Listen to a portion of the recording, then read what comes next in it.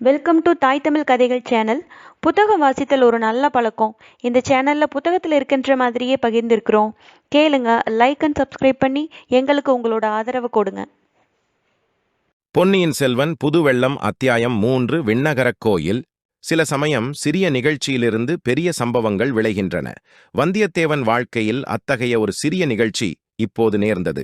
சாலையோரத்திலே நின்று பழுவேட்டரையரின் பரிவாரங்கள் போவதை வந்தியத்தேவன் பார்த்து கொண்டிருந்தான் அல்லவா? அவன் நின்ற இடத்துக்குச் சற்று தூரத்திலேயே அவனுடைய குதிரை நின்று கொண்டிருந்தது. பழுவேட்டரையரின் ஆட்களிலே கடைசியாகச் சென்ற சிலரின் பார்வை அக்குதிரை மீது சென்றது.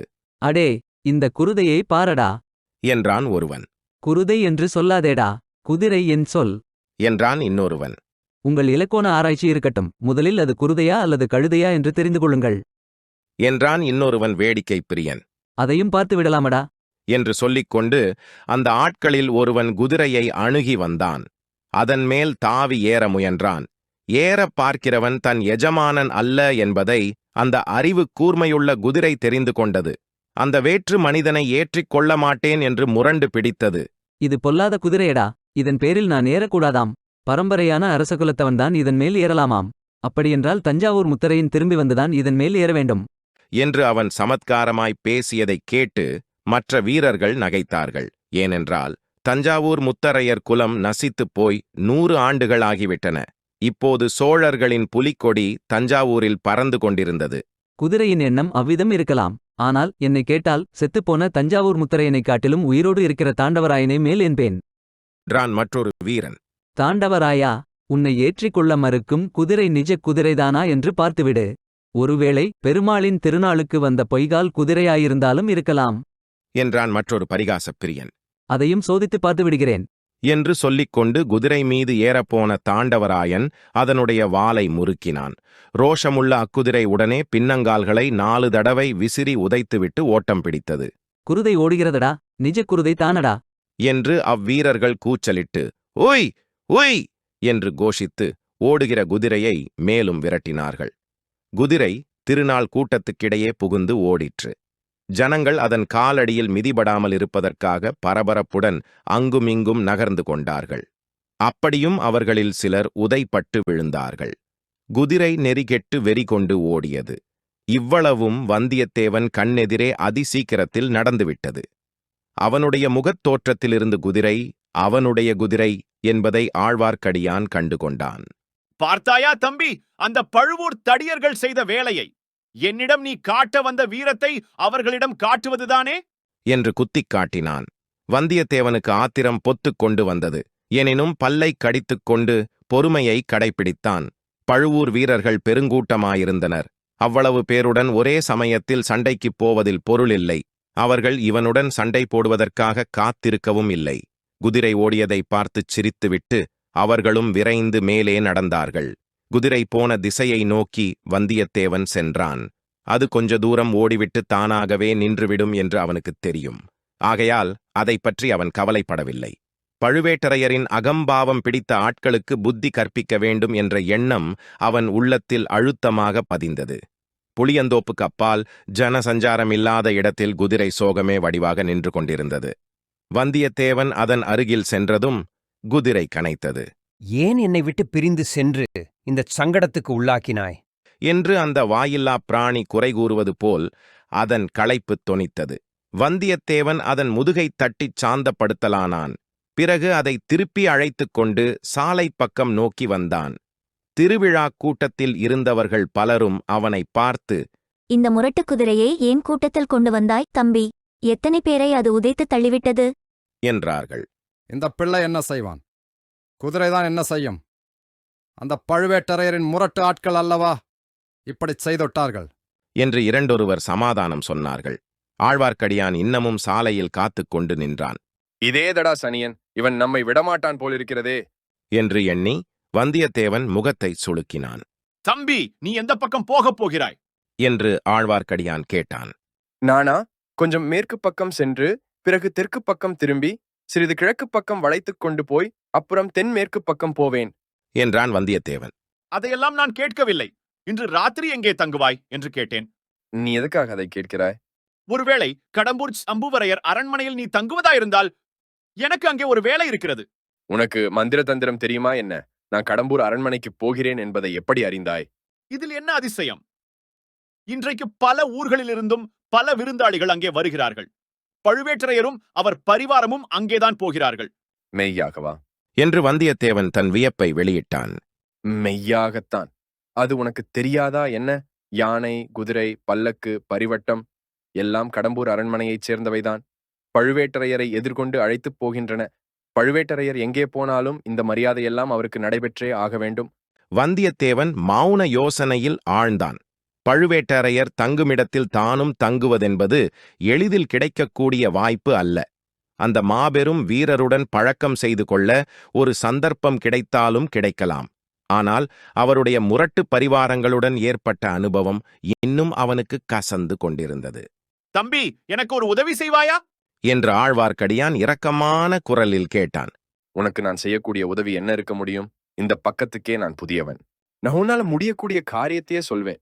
இன்றிரவு என்னை கடம்பூர் அரண்மனைக்கு அழைத்துக் கொண்டு போ. எதற்காக?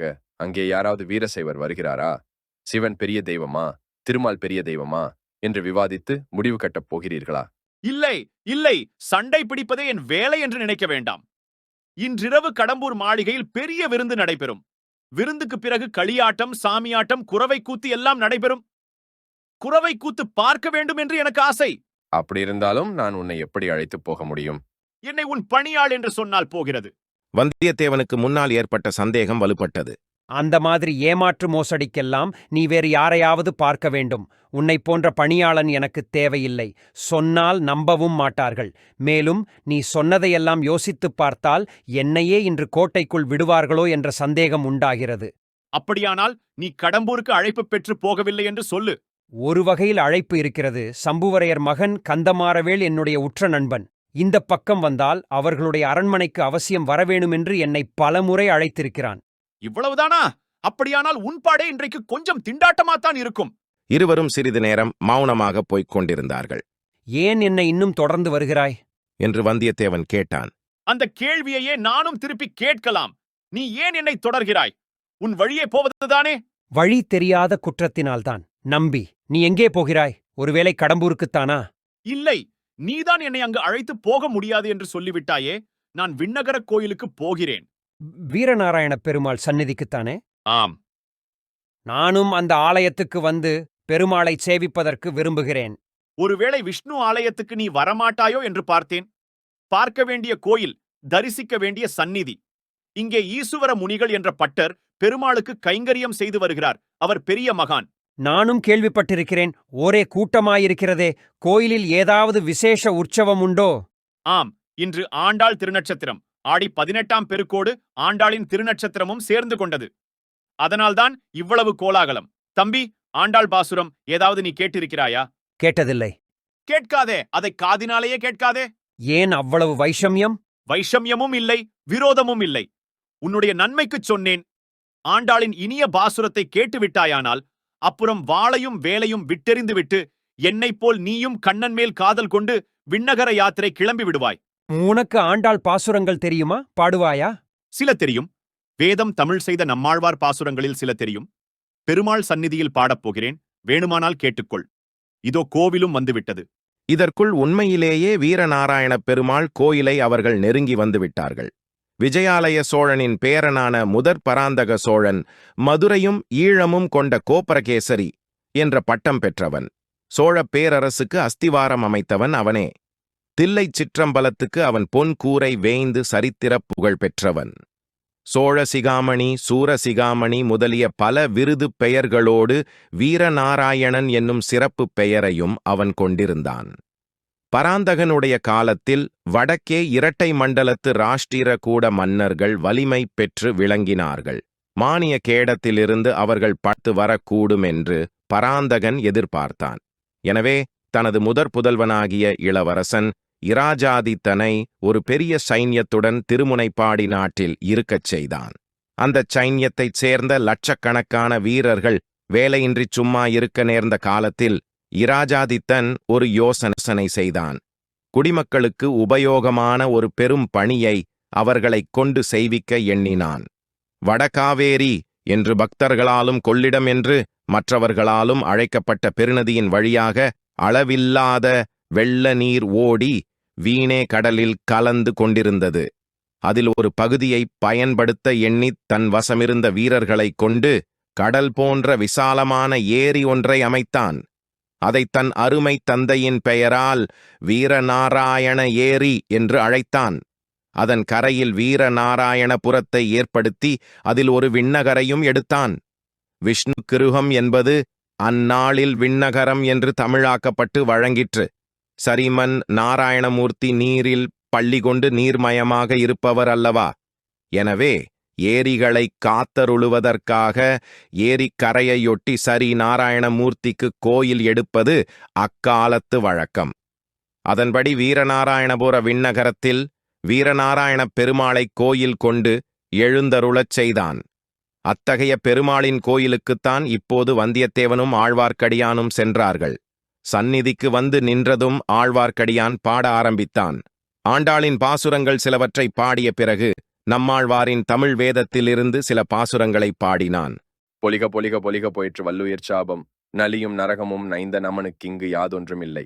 கலியும் கெடும் கண்டு கொள்மின் கடல் வண்ணன் பூதங்கள் மண்மேல் மலியப் புகுந்து இசை பாடி ஆடி உழித்தரக் கண்டோம் கண்டோம் கண்டோம் கண்டோம் கண்ணுக்கினியன கண்டோம். தொண்டீர் எல்லீரும் வாரீர் தொழுது தொழுது நின்றார்த்தும் வண்டார் தன்னன் துழாயான் மாதவன் பூதங்கள் மண்மேல் பண்டான் பாடி நின்றாடி பறந்து திரிகின்றனவே. இவ்விதம் பாடி வந்தபோது ஆழ்வார்க்கடியானுடைய கண்களிலிருந்து கண்ணீர் பெருகித் தாரை தாரையாய் அவன் கன்னத்தின் வழியாக வழிந்தோடியது. வந்தியத்தேவன் அப்பாடல்களை கவனமாகவே கேட்டு வந்தான். அவனுக்கு கண்ணீர் வராவிட்டாலும் உள்ளம் கசிந்திருகியது. ஆழ்வார்க்கடியானைப் பற்றி அவன் முன்னர் கொண்டிருந்த கருத்தும் மாறியது. இவன் பரமபக்தன் என்று எண்ணிக்கொண்டான். வந்தியத்தேவனைப் போலவே கவனமாக அப்பாசுரங்களை இன்னும் சிலரும் கேட்டார்கள். கோவில் முதலிமார்கள் கேட்டார்கள். அர்ச்சகர் ஈசுவரப்பட்டரும் கண்ணில் நீர் மல்கி நின்று கேட்டார். அவருக்கு அருகில் நின்று கொண்டு அவருடைய இளம் புதல்வன் பால்மணம் மாறா பாலகன் ஒருவன் கேட்டிருந்தான். ஆழ்வார்க்கடியான் 10 பாசுரங்களை பாடிவிட்டு, கலிவயல் தென்னை குருகூர்காரி மாறன் சடகோபன் ஒலி புகழ் 1020 உள்ளத்தை மாசருக்குமே என்று பாசுரத்தை முடித்தான். கேட்டிருந்த பட்டரின் குமாரனாகிய பாலகன் தன் தந்தையிடம் ஏதோ கூறினான். அவர் மல்கிய கண்ணீரை துடைத்துக் கொண்டு, ஐயா, குருகூர்ச் சடகோபர் என்னும் நம்மாழ்வார் மொத்தம் 1000 பாடல்கள் பாடியிருப்பதாக தெரிகிறதே, அவ்வளவும் உமக்குத் தெரியுமா என்று கேட்டார். அடியேன் அவ்வளவு பாக்கியம் செய்யவில்லை, சில 10கள் தான் எனக்கு தெரியும் என்றான் ஆழ்வார்க்கடியான். தெரிந்தவரையில் இந்த பிள்ளைக்கு சொல்லிக் கொடுக்க வேணும் என்றார் ஈசுவரமுனிகள். பின்னால் இந்த ஊர் பல பெருமைகளை அடையப் போகிறது. பால் வடியும் முகத்தில் தேஜஸ் பொலிய நின்று நம்மாழ்வார் பாசுரங்களைக் கேட்ட பாலகன் வளர்ந்து நாதமுனிகள் என்ற திருநாமத்துடன் வைஷ்ணவ ஆச்சாரிய பரம்பரையில் முதலாவது ஆச்சாரியார் ஆகப் போகிறார். குருகூர் என்னும் ஆழ்வார் திருநகருக்குச் சென்று வேதம் தமிழ் செய்த நம்மாழ்வாரின் 1000 பாசுரங்களையும் தேடிச் சேகரித்து வரப்போகிறார். அப்பாசுரங்களை அவருடைய சீடர்கள் இசையுடன் பாடி நாடெங்கும் பரப்பப் போகிறார்கள். நாதமுனிகளின் பேரராக அவதரிக்கப் போகும் ஆளவந்தார் பல அற்புதங்களை செய்தருளப் போகிறார். இந்த இருவரும் அவதரித்த க்ஷேத்திரத்தை தரிசிக்க உடையவராகிய ஸ்ரீராமானுஜரே ஒரு நாள் வரப்போகிறார். வரும்போது வீரநாராயண ஏரியையும் அதன் 74 கணவாய்களையும் பார்த்து அதிசயிக்கப் போகிறார். ஏரித் தண்ணீர் 74 கணவாய்களின் வழியாகப் பாய்ந்து மக்களை வாழ வைப்பது போலவே நாராயணனுடைய கருணை வெள்ளத்தை ஜீவகோடிகளுக்குப் பாயச் செய்வதற்காக 74 ஆச்சாரிய பீடங்களை ஏற்படுத்த வேண்டும் என்று அம்மகானின் உள்ளத்தில் உதயமாகப் போகிறது. அதன்படியே 74 சிம்மாசனாதிபதிகள் என்ற பட்டத்துடன் வைஷ்ணவ ஆச்சாரிய புருஷர்கள் ஏற்படப் போகிறார்கள். இந்த மகத்தான நிகழ்ச்சிகளையெல்லாம் வைஷ்ணவ குரு பரம்பரை சரித்திரம் விவரமாகச் சொல்லட்டும் என்று விட்டுவிட்டு மறுபடியும் நாம் வந்தியத்தேவனை கவனிப்போம். பெருமாளைச் சேவித்துவிட்டு ஆலயத்துக்கு வெளியில் வந்ததும் வந்தியத்தேவன் ஆழ்வார்க்கடியானைப் பார்த்து, நம்பிகளே, தாங்கள் இத்தகைய பரம பக்தர் என்றும் பண்டித சிகாமணி என்றும் எனக்குத் தெரியாமல் போயிற்று. ஏதாவது அபசாரமாக நான் பேசியிருந்தால் மன்னிக்க வேண்டும் என்றான். மன்னித்து விடுகிறேன் தம்பி.